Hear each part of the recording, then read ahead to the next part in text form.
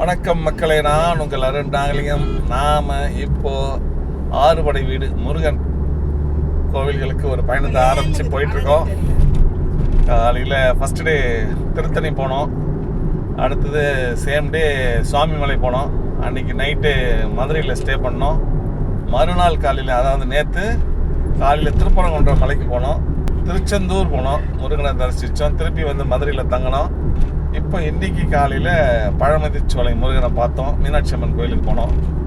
அடுத்ததாக இப்போது பழனிக்கு போயிட்டுருக்கோம். 6வது படை வீடு, அதாவது எங்களுக்கு இந்த ட்ரிப்பில் 6வது படை வீடு. பட் ஒரிஜினலாக வந்து பழனி வந்துட்டு 3வது படை வீடு. அதுக்கு இப்போ போயிட்டுருக்கோம். சூப்பராக இருந்துச்சு, பக்தி மயமாக போச்சு, அதோட காஃபி மயமாக போச்சு. எங்கள் அண்ணன் ஒருத்தர் என்ட்ரி ஆயிருக்காரு. எங்கள் அண்ணன் செமையாக ஒரு மாஸ் கொடுத்தாரு, மாஸ் என்ட்ரி. டே அண்ணா பதில் சொல்லலாம்.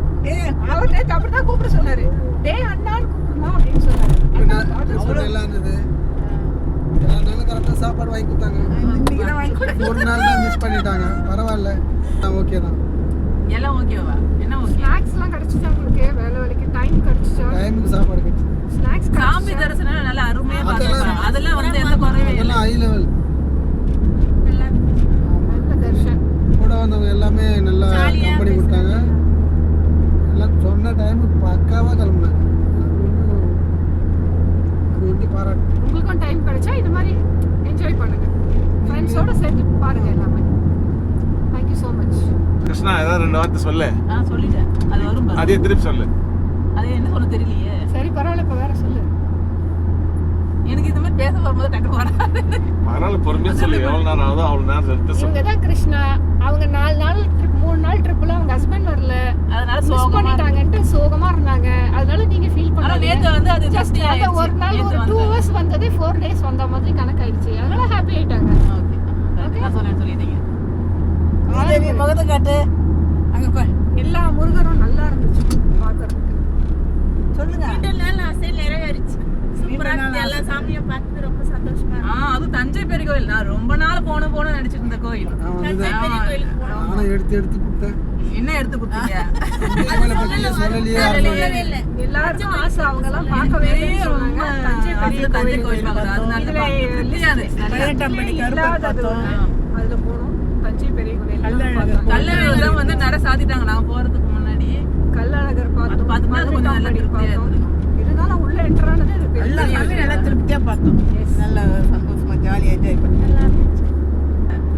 ஒரு பேச்சு வராது. இப்போ பேசு, இப்போ எல்லா ட்ரிப்பும் பற்றி பேசு.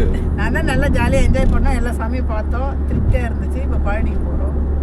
அவ்வளோதானா? அவ்வளோதான். இப்போ கேமரா எடுப்பான்.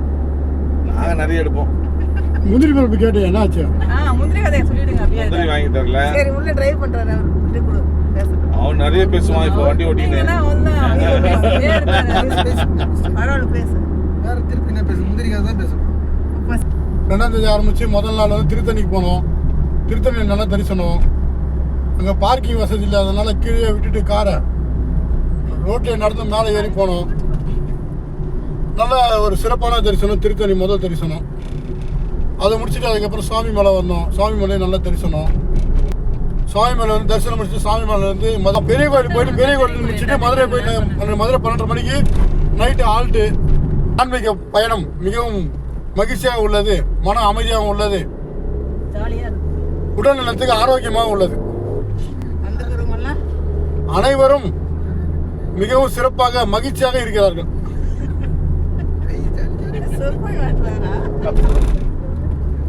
இப்போது திண்டுக்கல் மாநகராட்சி தங்களை யாரும் வரவேற்கிறது. இன்னும் 63 கிலோமீட்டரில் பழனிக்கு ரீச் ஆக போகிறோம். எல்லாம் கேட்கும். 6 படை வீடு முருகனுடைய கோவில்களுக்கு ஒரு பயணம். ரொம்ப நாளாக இது பிளான்லேயே இருந்துச்சு. 2-3 முறை கேன்சல் ஆச்சு. இப்போது அதை ஒரு எக்ஸிக்யூட் பண்ணுறதுக்கு ஒரு வாய்ப்பு கிடச்சிது. அதை வந்து அக்டோபர் 2ஆம் தேதி காலையில் 5 மணிக்கு பிளான் வந்து ஸ்டார்ட் ஆகிறது ஐடியா. பட் அப்படியே தள்ளிக்கள்ளி போய் 6:15 மணிக்கு ஸ்டார்ட் ஆச்சு. காலை 8:45 மணிக்கு திருத்தணி மலை அடிவாரத்துக்கு போனோம். அங்கே போயிட்டு க்யூவில் 9:15 மணிக்கு தர்ம தரிசன வரிசையில் நின்னோம். 10 மணிக்கெல்லாம் தரிசனம் கிடச்சிச்சு. 10:30 மணிக்கு திருப்பி கீழே வந்துட்டோம். நல்ல ஒரு அருமையான தரிசனம். திருத்தணியில். அதுக்கப்புறமா அங்கேருந்து சுவாமிமலை பயணம். சுவாமிமலைக்கு 10:30 மணிக்கு ஆரம்பிச்சிது.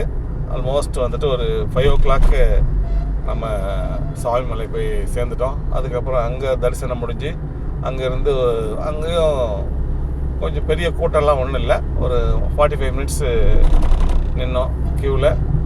அதுவும் தர்ம தரிசனம் தான் போனோம். அது நல்ல தரிசனம் கிடச்சிது. அங்கே வந்து ஒரு 7:30 மணிக்கு அங்கேருந்து கிளம்பினோம். கிளம்பி தஞ்சாவூர் போனோம். தஞ்சாவூரில் பெரிய கோயில் போனோம். ஒரு அரௌண்டு ஒரு 8:30 மணிக்கெலாம் அங்கே க்ளோஸ் பண்ணிட்டாங்க. பட் இருந்தாலும் நாங்கள் எல்லாம் சுற்றி பார்த்துட்டு அதுக்கப்புறமா ஒரு தலையாட்டி பொம்மைலாம் மக்கள் வாங்கினாங்க. அங்கே ஒரு கிருஷ்ணா பவன் ஒரு ஹோட்டல் இருந்துச்சு. அங்கே டிஃபன் சாப்பிட்டோம். அதுக்கப்புறமா அங்கேருந்து கிளம்பி மதுரையில் ரூம் புக் பண்ணதுனால மதுரைக்கு கிளம்பிட்டோம். நடுராத்திரி 1:15 மணி ஆயிடுச்சு மதுரையில் போய் சேர்றதுக்கு. ஃபஸ்ட்டு டே இப்படி தான் முடிஞ்சது. செகண்ட் டே ஏர்லி மார்னிங் நம்ம 6:30 ஜேர்னியை ஸ்டார்ட் பண்ணியாச்சு. செகண்ட் டே ஃபஸ்ட்டு வந்துட்டு நேராக திருப்பரங்குன்றம் முருகர் சாமியே சீக்கிரம் பார்த்துட்டோம். ஆனால் வந்து சாப்பிட்றதுக்கு தான் டைம் ஆகி போட்டுச்சாங்க. சாமி பார்த்த டைம் கூட சாப்பிட்றதுக்காக காத்திருந்த டைமும் ஜாஸ்தி ஆகி போச்சு. அப்புறம் அந்த ஹோட்டல் கிடைக்கலன்னு சொல்லி வேறு ஒரு ஹோட்டலுக்கு போய் தேடி பிடிச்சி ஒரு ஹோட்டலில் சாப்பிட்டு டிஃபன் சாப்பிட்டு அங்கேருந்து திருச்செந்தூர் பயணம் ஆரம்பித்தோம். பயணம்லாம் கரெக்டாக தான் இருந்துச்சு. Traffic hectic traffic.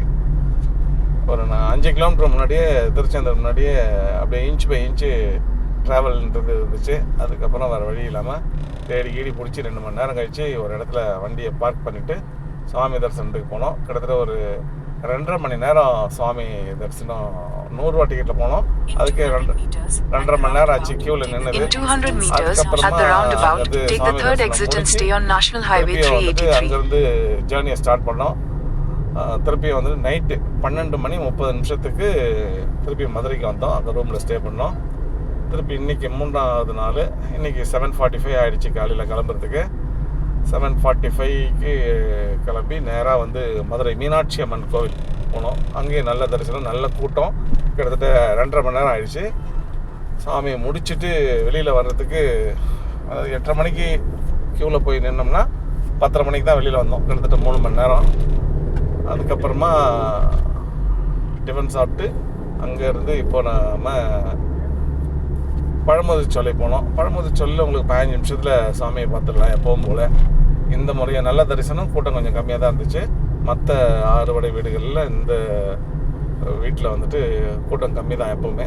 And then Kallazhagar கோவிலில் போய் சும்மா எட்டி பார்த்தோம். மூடிட்டாங்க, ஆனாலும் சும்மா போய் எட்டி பார்த்துட்டு வந்தோம். அந்த நுபுர கங்கை தீர்த்தம் அதை கொஞ்சம் குடிச்சிட்டு அப்படியே வந்துட்டோம். ஒரு சின்ன இன்ஃபர்மேஷன், சுவாமி மலையில் பிரசாதம் வந்து ரொம்ப அருமையாக இருந்துச்சு. உங்களுக்கு யாருக்காவது ஒரு வாய்ப்பு கிடைச்சதுன்னா அதை போய் ட்ரை பண்ணி பாருங்கள். சக்கரை பொங்கல், அதுதான் சக்கரை பொங்கல். சர்க்கரையில் பொங்கல் இருக்கா, வெள்ளத்தில் பொங்கல் இருக்கா, பொங்கலில் நெய் இருக்கான்னு தெரியல. அந்த மாதிரி துண்டு ஒரு ஸ்பூன் சாப்பிட்டாலும் ரொம்ப அருமையாக இருந்துச்சு. புளியோகரை அதுவும் நல்லா இருந்துச்சு. இது அது சாப்பிடணும் இல்லை, கடவுள் நம்மளுக்கு கொடுத்ததா நினச்சி சாப்பிட்லாம். ரொம்ப அருமையாக இருந்துச்சு. தட்டையும் ரொம்ப பிரசாதமே, சுவாமி மலை பிரசாதமே எல்லாமே அருமையாக இருந்துச்சு. டைம் கிடைச்சா ஓகே ட்ரை பண்ணி பாருங்க. In 200 meters, slight right onto Salai Road. இந்த ட்ரிப்பை பொறுத்தவரையில் சூப்பரான ட்ரிப்பு. வந்திருக்க மக்களுடைய கோஆப்ரேஷன் அருமை, எல்லாம் ஹாப்பியாக போகுது இந்த ட்ரிப்பு. இப்போ நாம் பழனிக்கு போயிட்டுருக்கோம். பழமுதிர்ச்சோலை முடிச்சுட்டு கடைசியாக நாங்கள் 6 Slight right onto Salai Road, then turn left onto Palani Parallel Road.